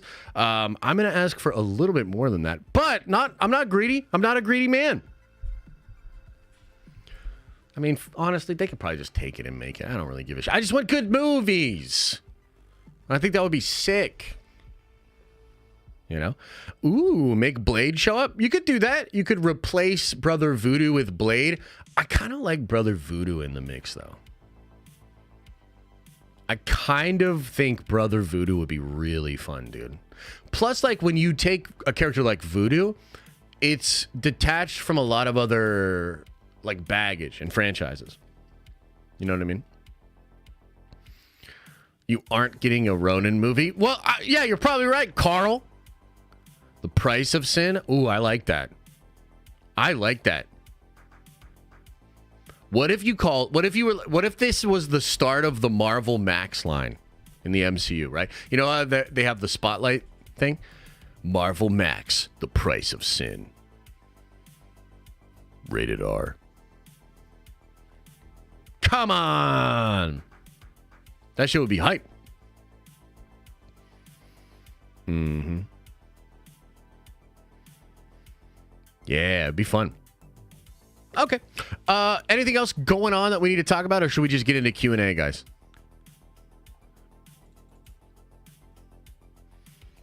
Oh, wow. This is kind of interesting. So, Paul, this just popped up for me.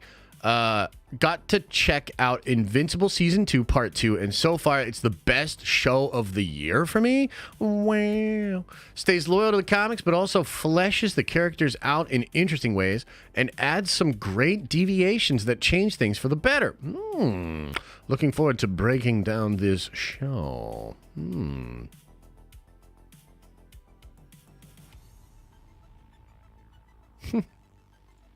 That's cool, man. I'm excited for that. I'm excited for Invincible Part 2. I have no idea why we have had to wait as long as we have, but I am excited about it. Thoughts on The Boys Season 4 poster? I mean, they're going for it. They're doing it. I think it could either be an absolutely brilliant move, or it could blow up in their face and turn off a lot of people. I mean, I've said this before. The Boys is one of those shows that is absolutely woke and is not broke. Like, it's actually pretty successful, right? I think part of that is because they technically take shots at both sides. You know, like the girls get it done and like the Joss Whedon cut kind of stuff. But wow, Make America Super Again, they be going for it. So I guess we'll see. I mean, it doesn't really move the needle one way or the other for me personally. I'm still excited for this season. I wonder how you guys feel about it. How do you guys feel about it? Is it too far? Invincible sucks? What? Invincible's dope, man. I love Invincible. And gold sneakers. Do they have that in the preview too? That'd be pretty funny. I'm here for it. Yeah, I think it's all in good fun, man. I don't really care. I don't really take that shit too seriously. But I also know that many of you do. So, Mr. JB with a 20 spot says, for snacks for Pittsburgh this weekend. That is very kind of you, man. I will literally, I'll get some snacks. And I'll tell my homie when we sit down to play Warhammer, I'll be like, yo, this is from Mr. JB. Shout out to you, bro. Thank you. Too heavy-handed? Yeah, I can see that. Softies ain't going to like that. I mean, oh my. Oh my, here we go. Getting contentious. You're supposed to read supers. You're supposed to read all the supers in Q&A. I am going to read all the supers in Q&A. Sheesh, feed. Invincible is fire so far. Invincible is pretty good. I liked it. I didn't love having to wait though. Stream recap. Okay, let's give this man a stream recap. Go get my comic book on Kickstarter. Everybody that's doing it is loving it, and that's awesome. Bob Iger said we need to make good movies and kids play video games. Everybody said he's brilliant, and Disney could turn it around. They need to cancel Marvel and Disney movies. We named off a bajillion of them that they should cancel. I pitched an awesome Ronin Punisher movie. And yeah, that's pretty much it. Oh yeah, and Sydney Sweeney's boobs. So there you go. Invincible's back? Nah, but it comes back relatively soon. It does come back relatively soon. Okay, let's get into Q&A, man. I'm going to go over the member chats, super chats, everything here on YouTube. I appreciate the support, so thank you, everybody. We'll get these taken care of, and then we'll get on out of here, okay? Showroom Sabers says, over a year, Been slacking being here, but just like to keep the support rolling in. Hope you and the fam are doing well, brother. Much love. Hey, I appreciate it, man. And life gets in the way. Sometimes people, have to go do some other shit, but the tower is always open for you, and I appreciate it. It's good to see you in the tower, man. Lord Vito says, I am the Lord Vito. Hear me roar. And then he gifted 5 memberships. Hot damn. I guess we do have to hear him roar. Appreciate you, brother. Vinny Diaz says, Josh, did you see the boxer Ryan Garcia talking about Bohemian Grove? If not, look it up. It's wild. Trying to get me canceled, brother? You trying to get me canceled? Yeah, so I did see it. I mean, Bohemian Grove it's obviously real. How many of you guys have seen House of Cards? There's a scene in House of Cards where they actually go to Bohemian Grove and kind of describe it as like a much more tame, just meeting of like powerful people. Even Kid Rock himself recently on Rogan was like talking about going to Bohemian Grove. Bohemian Grove is probably like the Disney World version of like a lot of the Illuminati shit, TBH. But also, I have a very good life and a beautiful family, and I don't want to be suicided. Moving right along. Hunting Dude says, watching the expert stream at work. Banger stream, sir. Much love. Take my money. Hey, I appreciate you, man. Yeah, I had a lot of fun on that stream last night. It was cool. It's always good to be staying up to date on our research and looking into stuff like the X-Men and trying to get to the heart of it. For sure. Pretty cool stuff. Lonzo says, blinked up and reading Unity. Awesome work, bro. I'm intrigued. Oh, that's great, man. Yeah, a lot of people really like Unity. A lot of people really like it. So we put a lot of work into it. I'm somewhat of a perfectionist. So a lot of little things were changed, and the whole team brought their A game, man. I'm very pleased with it. It's a great book. We're 45 pages in. The 27-page chapter 2 is all of the illustrations are done, so we're getting colors on that. Going right into chapter 3 and 4 and 5. It's going to be nuts. So I'm glad people are liking it. Brynamic, again, welcome back to the Nerd Vengers, man. Brandon Russell says, me and my younger brother are going to our first con this weekend up in Kansas City. We are so freaking hyped. And going as Anakin and Obi-Wan, dude, that's awesome. That is awesome, man. I love going to Comic-Cons, bro. Yeah, they're fantastic, and I'm hoping to go to a lot more cons myself late this year.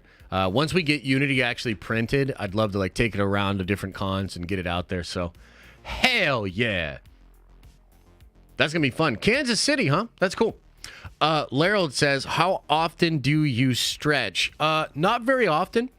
Although I think last night I was stretching. So before we got into the X-Men shit last night, I was talking about the Jedi Survivor games and Star Wars games, okay?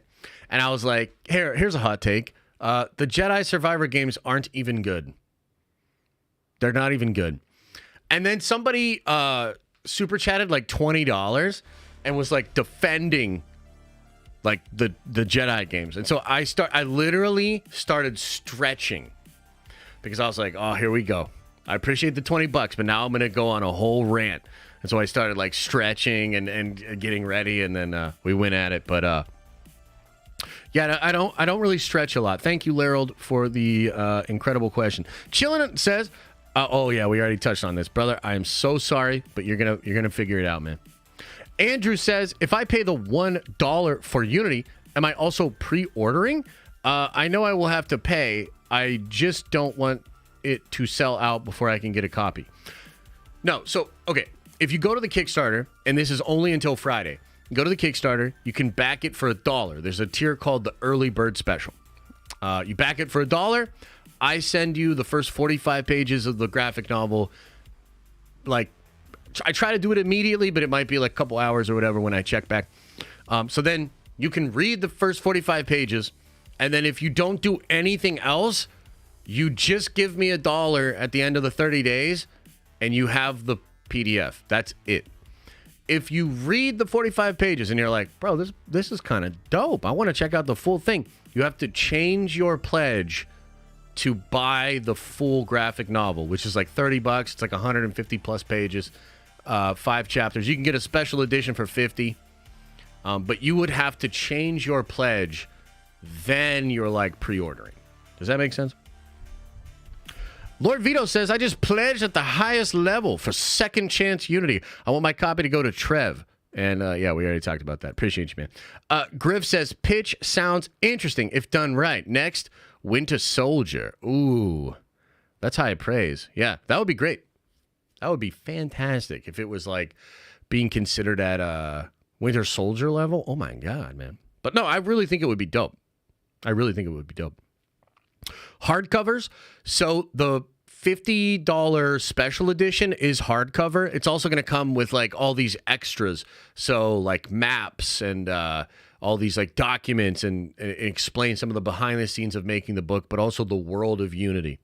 So the $50 edition is hardcover. The $30 edition is floppy.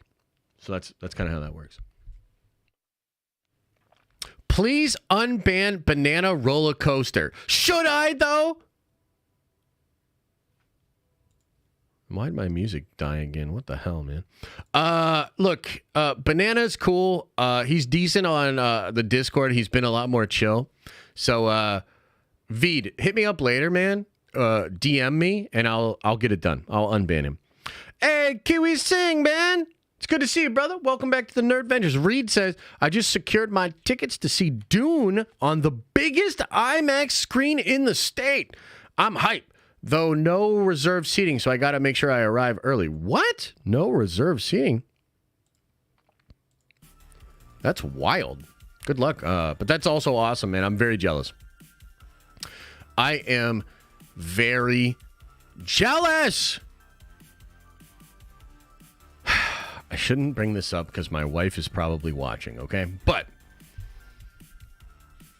I'm going to do it anyways. Okay, so in October of 2021, Elisa and I took a trip to New York City to go see Phantom of the Opera. And at that time, Dune was out in IMAX. And they have an IMAX in New York City that is the biggest IMAX in the country. Supposedly, it's like, I think it's on 65th Street. It's like dope. And I was like, oh man, when am I gonna be here again with Dune in IMAX? And she didn't want to see it. So, you know, it's just one of those things. Mia's the Beast, welcome to the Nerd Vengers. You are a Nerd Venger now. Neyman, welcome back to the Nerd Vengers. Appreciate you, brother. Rossi, with a 10 spot, says, it blows my mind that Agatha got greenlit. Who does Disney think wants or asked for that? When you told me they're making an Agatha show, I couldn't even remember who she is. Do you know how it got made? Yeah, 100%. So here's what happened.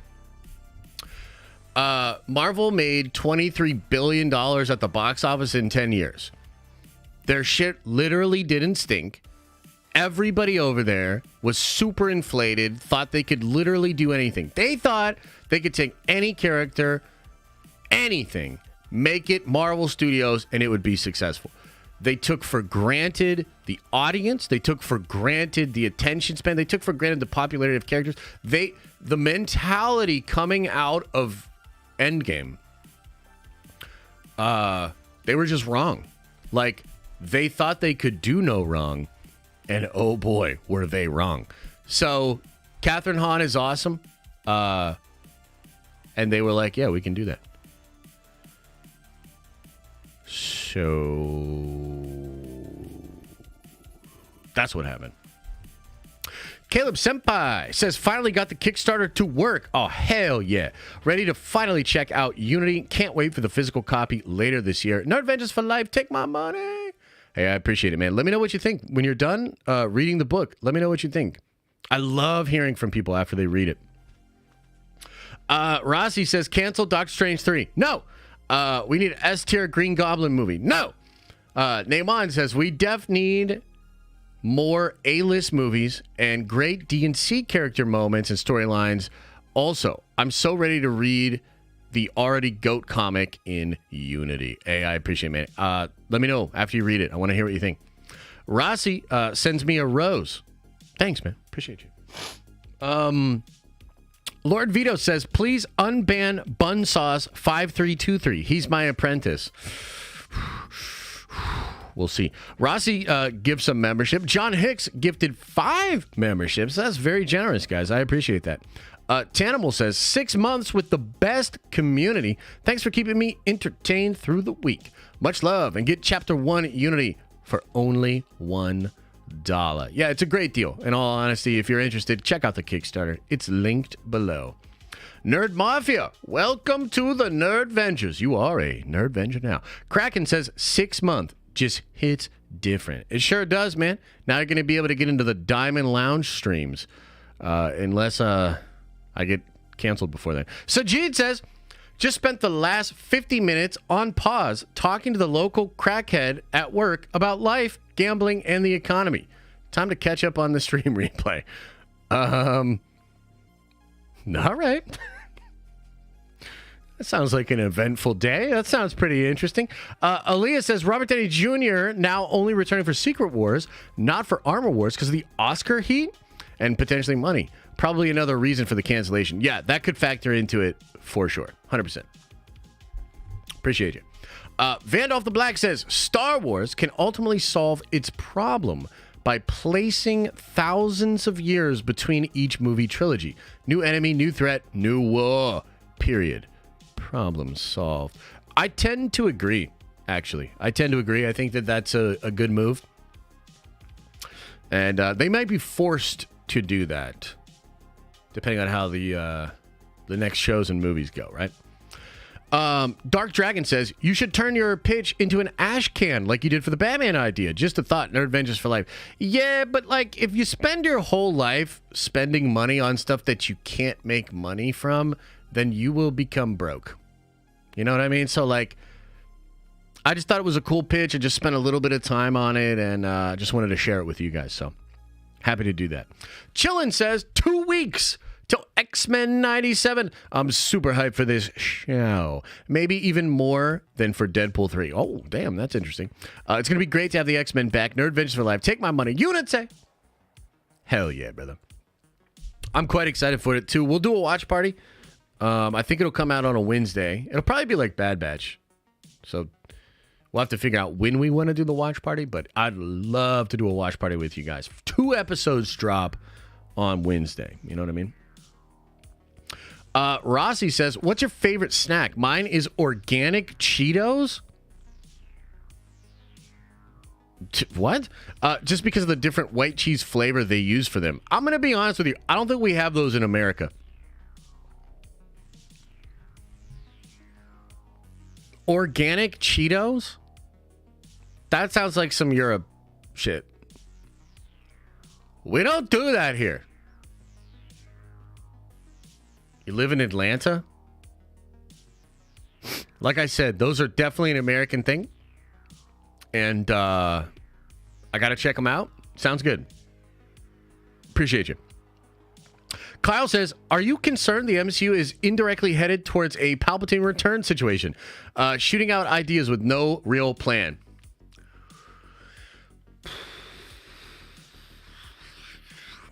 No, and here's why.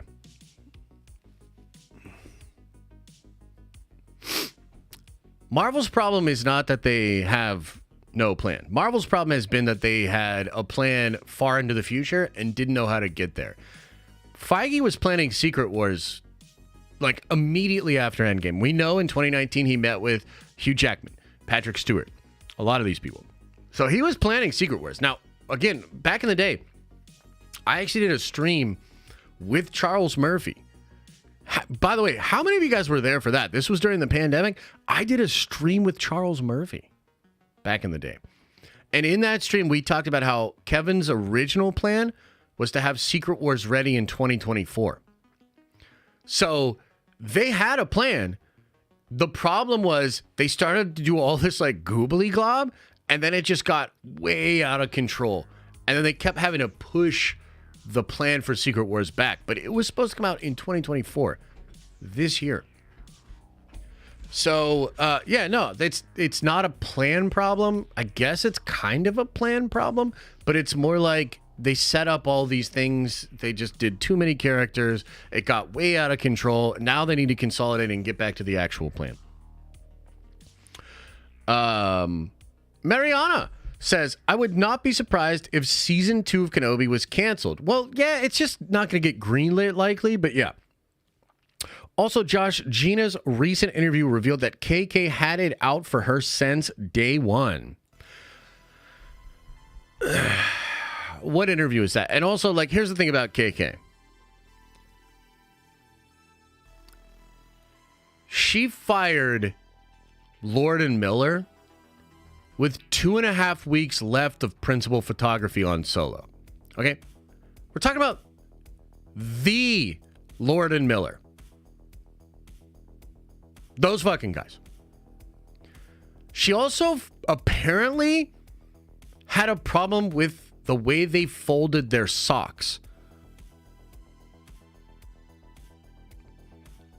I'm not even joking. That was in like a couple of different articles that broke this down. I believe it was in the Hollywood Trades, where they were like, she didn't like them from the start because of the way they folded their socks or some shit like that. So, yeah, it wouldn't surprise me that she would have it out for somebody right away. Damn, she needs some peen. Yeah, probably. Jensen, welcome to the Nerdvengers. You are a Nerdvenger now. Kaylin Jackson says, yo, Josh, they should get Bushmaster to play Voodoo, throw Doom in Ironheart. That would be sick, dude. That would be sick, actually. I actually liked Bushmaster in the second season of Luke Cage. I thought the first season of Luke Cage was cool until they killed Cottonmouth. But season 2 was pretty chill with Bushmaster. It's official says, hey, man, was such a big fan of Nerd Theory. Is there any possibility of a return stream? Hate for y'all to be on weird terms. Love the streams, brother. Kendall, there you go. There's your daily Nerd Theory comment. I don't think it's outside of the realm of possibilities, but it's just not something on my radar anytime soon. There's like a million things I'm juggling. But yeah, I mean, look, I have no ill will towards the guy. And yeah, maybe someday we will unite again. Rossi says, try the organic Cheetos, you communist. Dude, to me, organic Cheetos sound communist. But who knows? What do I know? Kind of sounds like communism to me, to be honest. All right. I will hang out in the chat for just a couple of more minutes. What else is on your mind? Try organic Coke. Oh, no, I'm chill. We need to see how they folded their socks before we judge. That's true. It could have been whack. Yeah. Josh, do you think there is any way they could make 2 versions of Deadpool 3? One rated PG-13 and one... yeah, they could, but they're not going to release them simultaneously. So technically, there's another version of Deadpool 2 with the Princess Bride thing going on. Do you guys remember that? And it was PG-13, I believe, right? Fred Savage. Yeah, they had Fred Savage in it. So, yeah, they could absolutely do that. But I don't think that's something they'll do at the same time as they release the R-rated one. You know what I mean? Josh, do you actually plan on proposing expanding the collector tier for Unity with the founders? Yeah. No, we're going to talk about it tomorrow. I have a meeting with them tomorrow at 7:30, and I'm going to make the case, and I'm going to make a strong case that we should open up 150 tiers, or 150 of them, and close it after this Kickstarter. But at the end of the day, it's going to be up to them. Carl says, and we will deny it. Yeah. That might happen. We'll see. Josh, KK is never leaving, huh?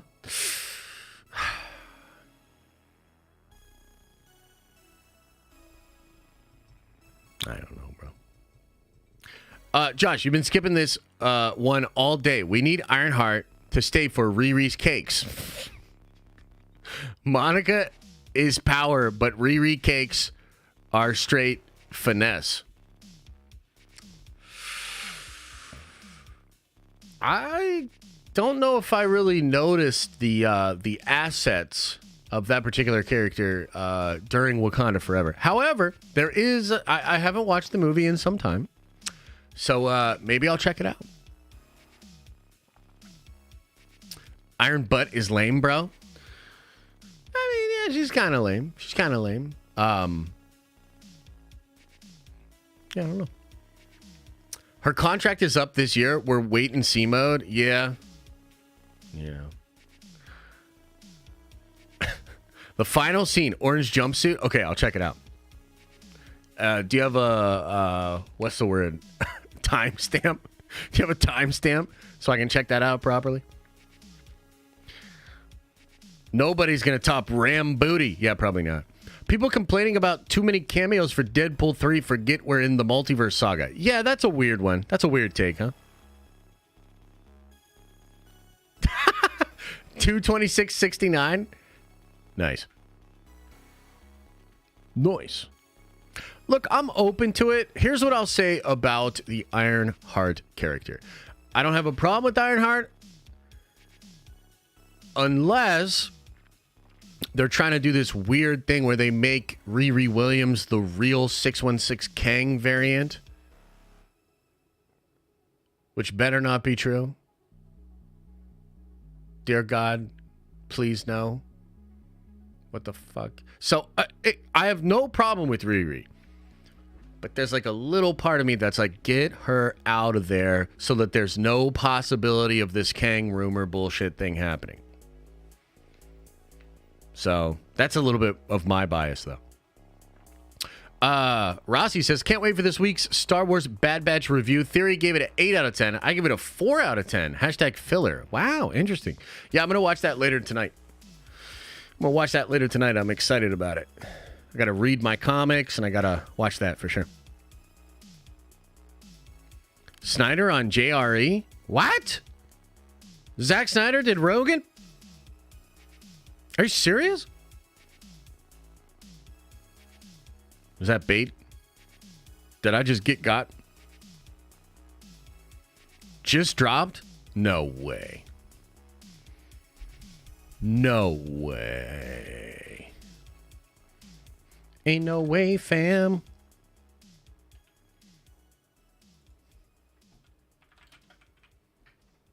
There ain't no way.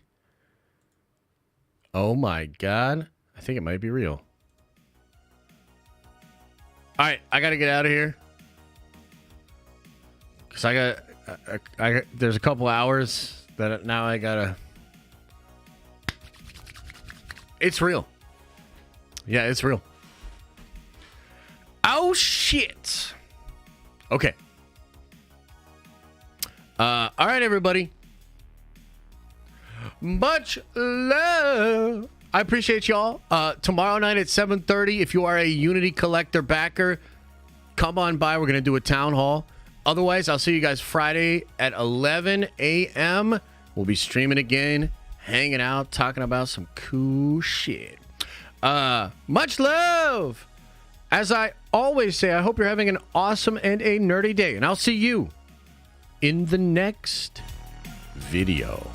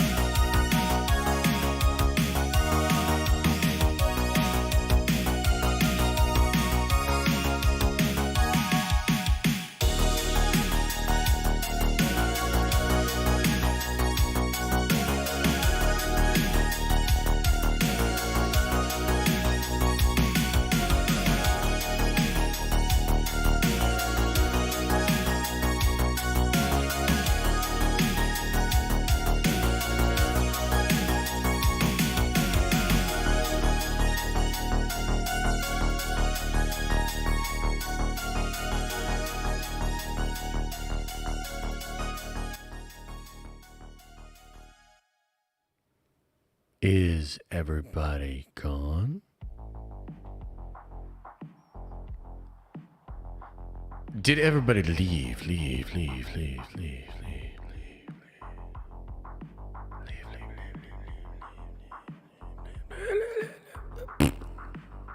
Oh, excuse me.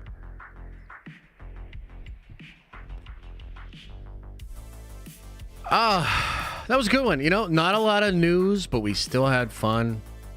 Hope you enjoyed the pitch. Go check out Unity.